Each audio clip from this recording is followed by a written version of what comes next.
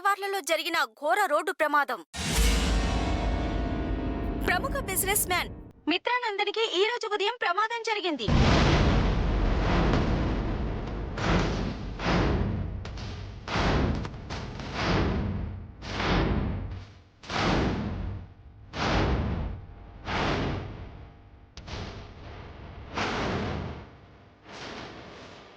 ఉదయం తన శ్రీమతి లక్ష్మీనందన్తో కారులో వెళ్తుండగా ఈ ప్రమాదం జరిగింది. మరిన్ని అప్డేట్స్ కోసం చూస్తూనే ఉండండి. ఏమండి, హాస్పిటల్కి కాల్ చేయండి.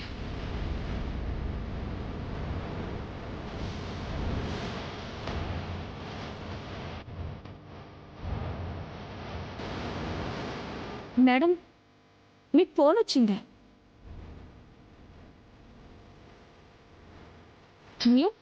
హలో, మిత్ర ఎలా ఉన్నాడు?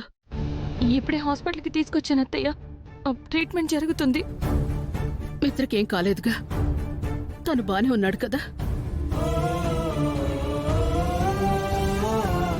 ఆయన బానే ఉన్నారు అత్తయ్య, ఆయనకేమీ కాదు. అమ్మా లక్ష్మి, ఎలా ఉందమ్మా? బానే ఉన్నావు కదా? నాకేం కాలేదు మావయ్య గారు. ఆయనకి చిన్న చిన్న గాయాలయ్యాయి. ట్రీట్మెంట్ జరుగుతుంది. పిల్లలకు ఒకసారి ఫోన్ ఇవ్వండి మావయ్య గారు. జున్ను, లక్కీ. హలో అమ్మా, ఎలా ఉన్నావు? నాన్న ఎలా ఉన్నారు? నేను బాగున్నాను జున్ను, నాన్న కూడా బాగున్నారు. మీ గురించి టీవీలో చూపిస్తున్నారమ్మా. మీకేం కాలేదు కదా? ఏం కాలేదు. సాయంత్రం కల్లా ఇంటికి వచ్చేస్తాం.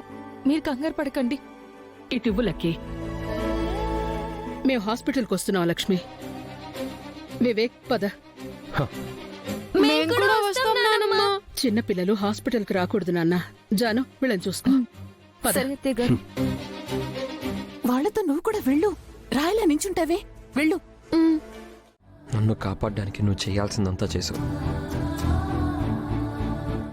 మరోసారి నన్ను బతికించావు.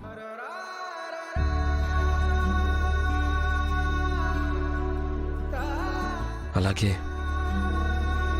అమ్మ కోరిన ఆ ప్రాజెక్ట్ని కూడా తీసుకురా.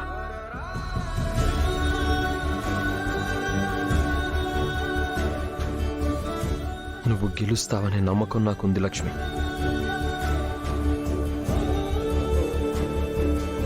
మీ నమ్మకాన్ని నిలబెట్టుకుంటానండి. ఎలా అయినా ప్రాజెక్ట్ తీసుకొచ్చి అత్తయ్య ఆశను నెరవేరుస్తాను. మీరు జాగ్రత్త. ఉంటానండి.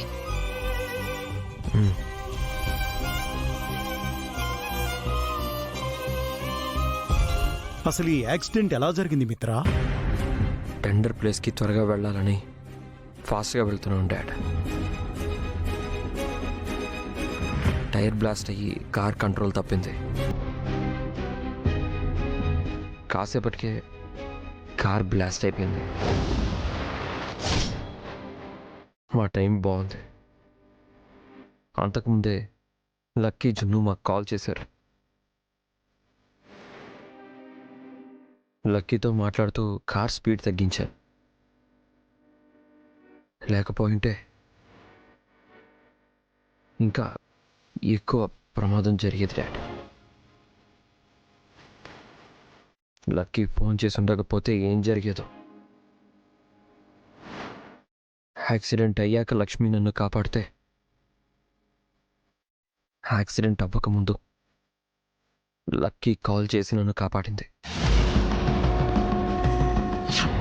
ఇప్పటి వరకు మీ కోడలు మీ కుమారుడి ప్రాణాలు కాపాడుతూ వచ్చింది.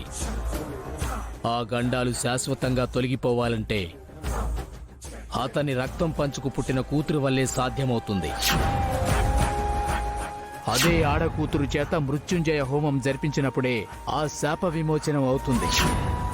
ఆ నాగసాధువు వైజాగ్లోని ఆశ్రమానికి వచ్చారని విన్నాను.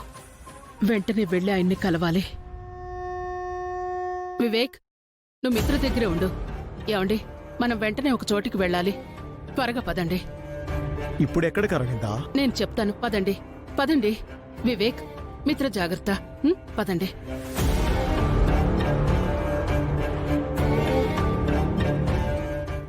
రే వివేక్, ఇందాక లక్ష్మి కాల్ చేసిన నెంబర్కి అప్పుడప్పుడు కాల్ చేస్తూ ఉండు. అక్కడ టెండర్ ఏమవుతుందో నేను తెలుసుకోవాలి.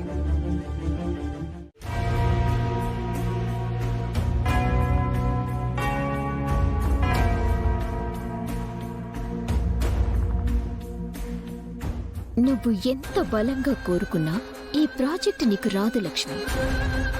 ఎందుకంటే నువ్వు మిత్ర ప్రిపేర్ చేసిన ఫైల్ని నేను కొట్టేశాను. అందులో మీరు కోట్ చేసిన అమౌంట్ వాల్యూని నేను 1% తగ్గించి కోట్ వేశాను.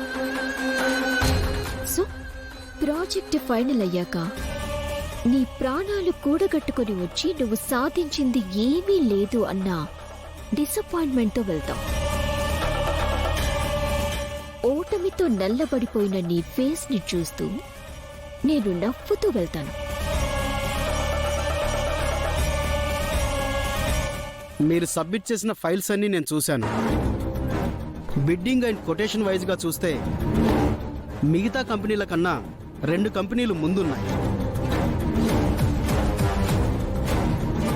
కానీ ఆ 2 కంపెనీల టెండర్లు ఆల్మోస్ట్ సేమ్ వాల్యూతోనే కోట్ చేశారు. అందులో ఒకటి నందన్ గ్రూప్ ఆఫ్ ఇండస్ట్రీస్. మా కొటేషన్తో ఈక్వల్గా కోట్ చేసింది ఎవరో వాళ్లే నైట్ ఇంట్లో దొంగతనం చేసిన దొంగలు. వాళ్ళు ఎవరో ఇప్పుడు తెలిసిపోతుంది.